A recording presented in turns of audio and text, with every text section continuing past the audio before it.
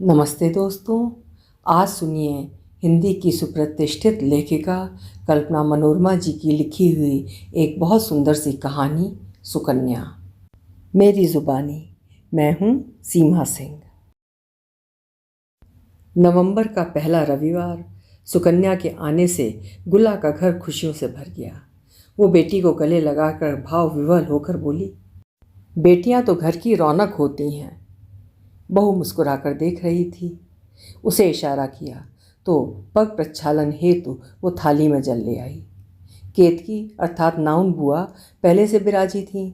सुकन्या के पांव धोने लगीं। कैसन अभऊ फूल नाई पांव धरे हैं बेटेऊ के, लाओ छुटकी के पांव पखार दे में। सुकन्या की बेटी का पांव थाली में लेते हुए केतकी बोली, केतकी तुम भूल गई, मालिश तुमने ही की है सुक्कू की। कल से इसकी बेटी की मालिश के लिए भी आना है तुम्हें, गुला ने कहा। आने की हामी भरते आशीषते नेग लेकर केतकी चली गई। बेटी सुकन्या और नातिन का रूप रंग देखकर गुला को आज संतोषी नहीं गुरूर भी हो रहा था। बड़े घर बेटी ब्याहने का रुआब मन में हिलोरे ले रहा था। उधर सुकन्या का माँ से ध्यान हटता तो बार बार घर के रख रखाव पर जाता। ड्राइंग रूम की खिड़की जो वर्षों से नहीं खुली वो खुली ही नहीं, उस पर सुंदर पर्दे भी लगे हैं। हैंगिंग गमलों में 10 बजिया के फूल गमक रहे हैं। लॉन में लगे हरसिंगार अशोक केले पपीते के पेड़ हवा में डोल रहे हैं। कैसी तो खुनक सर्द हवा के झोंके कमरे का कोना कोना महका रहे हैं। सुकन्या खुश है या असहज समझ नहीं पा रही थी। एक पल को लगा वो अपने घर में नहीं किसी और के घर में बैठी है। माँ, ये घर अपना है? दादी ऐसा ही कुछ चाहती थी, लेकिन आप कहाँ? दादी कितना हम दोनों पर बड़बड़ाती थी, याद है ना? सुकन्या ने आंखें माँ की आंखों में डालते हुए कहा। माँ बोली, ये सब तुम्हारी भाभी का जादू है, बड़े गुण हैं इसके हाथ में। सुरभि तो जॉब वाली है फिर भी। सुकन्या को आश्चर्य हो रहा था। माँ आंखों में चमक लाकर बोली, हाँ है तो, मगर कहती है घर परिवार उसकी प्राथमिकता में सबसे ऊपर है। मतलब? सुकन्या की आंखें गोल गोल घूम गईं। मतलब ये, शाम को जब वो घर लौटे तो उसे सुकून मिलना चाहिए, इसलिए वो सब कुछ व्यवस्थित रखती है, घर को आरामगाह मानती है। माँ ने उसकी सोच बताई। सुकन्या याद करते हुए बोली, देखने में सुरभि कितनी आधुनिक लगी थी तब जब हम उसे शादी के लिए देखने गए थे। हाँ अभी भी है, चाहे कपड़ों से देखो या उठने बैठने से। माँ हंसती। फिर ये सब कैसे कर लेती है? सुकन्या का अचरज बढ़ता जा रहा था। गुला सुरभि की कार्यवाहियाँ बताती हुई बलिहारी जा रही थी।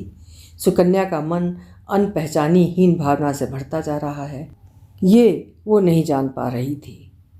माँ के मन पर सुरभि का कब्जा देख सुकन्या को अच्छा नहीं लग रहा था। वो मन ही मन सुरभि से अपनी और माँ से सास की तुलना करती जा रही थी। एक मेरी माँ है, बहू पर कितना नाज करती हैं, और एक मेरी सास, कभी मुंह सीधा नहीं होता, वो मन ही मन सोच रही थी।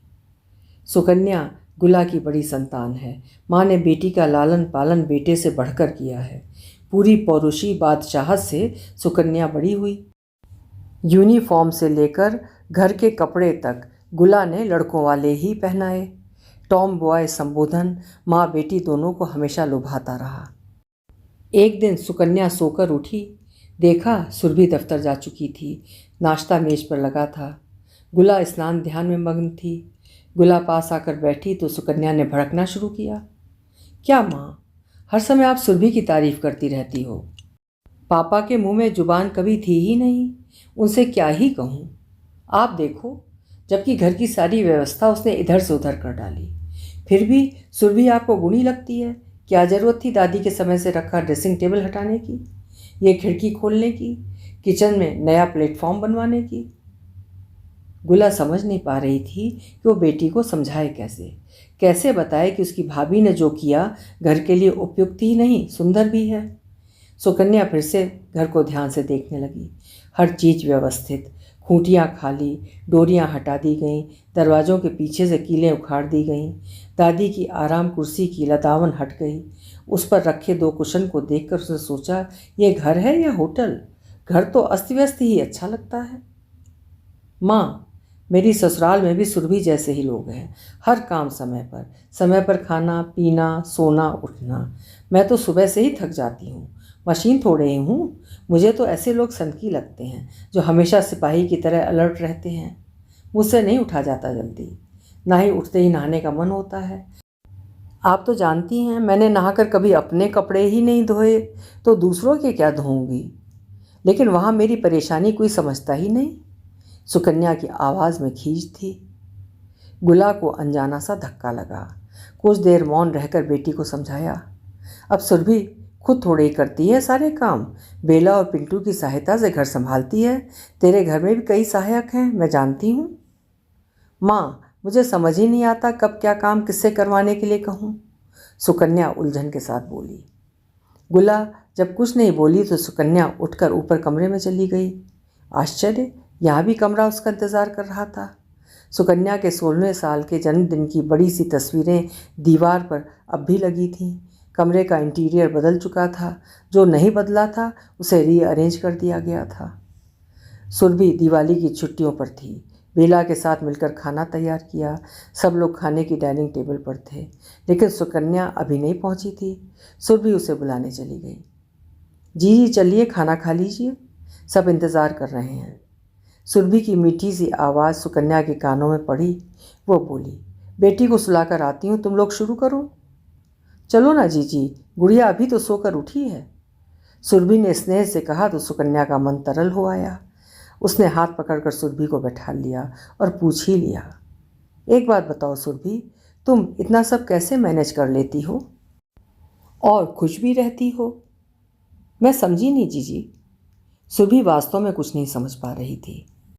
घर और नौकरी की सारी कठिनाई समझ लेती हो, मेरी बात समझ नहीं आई? सुकन्या ने तंज कसा। अरे नहीं जीजी, वो बात नहीं। यहाँ कुछ काम नहीं, काम तो मेरे मायके में होते थे, आप देखती तो दंग रह जाती। बड़े सहज ढंग से सुरभि बोली। फिर पढ़ाई लिखाई कैसे की? तुम तो अच्छा खासा कमाती हो। सुकन्या की जिज्ञासा सुरभि के प्रति बढ़ती जा रही थी। सुरभि बोली, मेरी माँ कहती थी स्त्री कितना भी पढ़ लिख जाए उसकी मुक्ति कभी भी घर से नहीं होती, ना ही होनी चाहिए। मतलब? सुकन्या बात पूरी तरह समझ लेना चाहती थी। यानी स्त्री घर में नहीं, घर स्त्री में रहता है, इसलिए उसकी देखरेख स्त्री को खुद को सहेजने जैसी करनी चाहिए। माँ मानती थी, अब मैं भी। सुरभि ने अपना जीवन सूत्र बताया।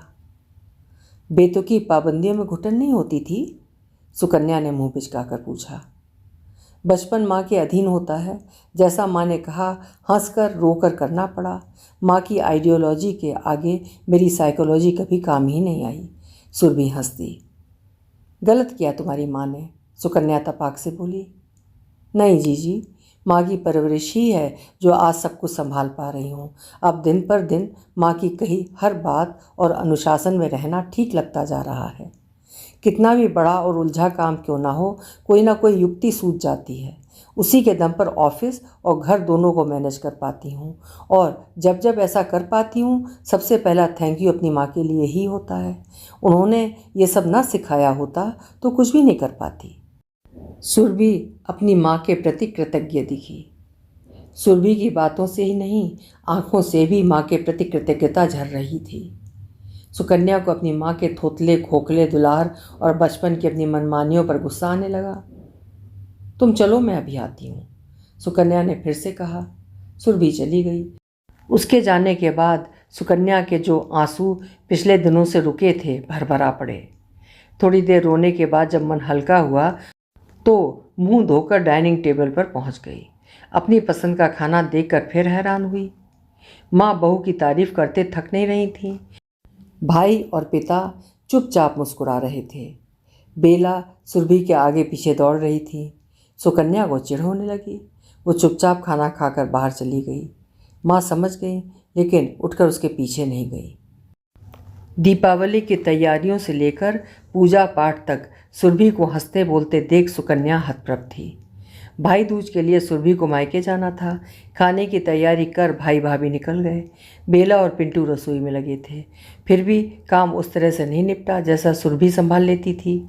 शाम के 3 बजे जब माँ बेटी को फुर्सत मिली तो गुला इनडायरेक्टली बेटी को सुरभि के पदचिन्हों पर चलने की समझाइश देने लगी।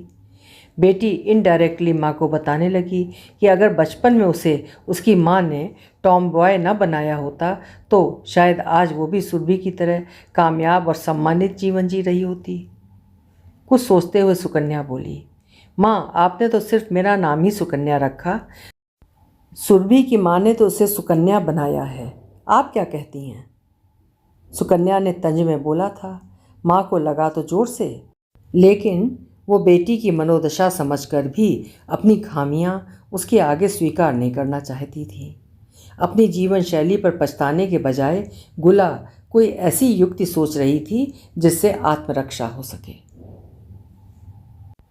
अभी आप सुन रहे थे कल्पना मनोरमा जी की लिखी हुई कहानी सुकन्या। एक कहावत है ना, जैसन माई वैसन धिया, जैसन काकर वैसन बिया, अर्थात बेटी माँ की प्रतीक्षाया होती है। आशा है कहानी आपको अच्छी लगी होगी। कल फिर मिलेंगे। हिंदी की उत्कृष्ट कहानियाँ सुनते रहने के लिए मेरे चैनल्स को सब्सक्राइब करना ना भूलिए, लाइक करिए और शेयर भी करिए। धन्यवाद।